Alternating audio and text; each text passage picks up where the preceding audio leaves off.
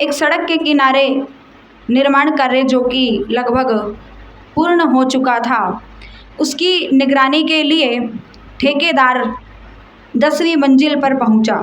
जैसे ही ठेकेदार 10वीं मंजिल पर पहुंचता है तो उसे वहाँ कुछ कमी दिखाई दी। उसने नीचे खड़े हुए मजदूर और मिस्त्री को ऊपर बुलाने के लिए कई आवाज़ें दी, कई बार बुलाया, लेकिन शोर होने के कारण और ऊंचाई अधिक होने के कारण मिस्त्री मजदूर उस ठेकेदार की आवाज़ को नहीं सुन पाए।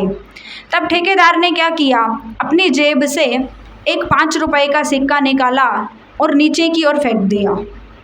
इधर मिस्त्री ने वो खनखनाहट की आवाज़ सुनी, सिक्का गिरने की आवाज़ सुनी और सुनकर सिक्का उठाया और अपनी जेब में डाल दिया।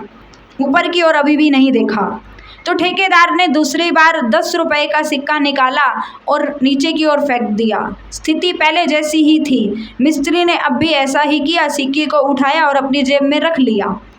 अब तीसरी बार ठेकेदार को बहुत गुस्सा आ चुका था। उसने एक कंकड़ ऊपर से उठाया और नीचे की ओर जैसे ही फेंका तो वो जाकर मिस्त्री के सर पर लगा और तब उसने ऊपर की ओर देखा, ठेकेदार को देखा।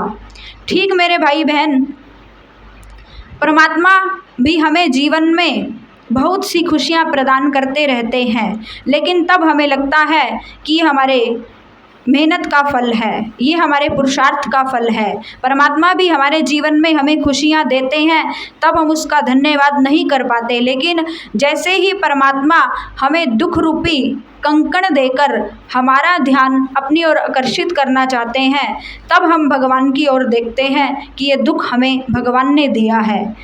तो संत क्या कहते हैं, कर्म प्रधान विश्व रचि राखा, जो जस करई तो तस फल चाखा।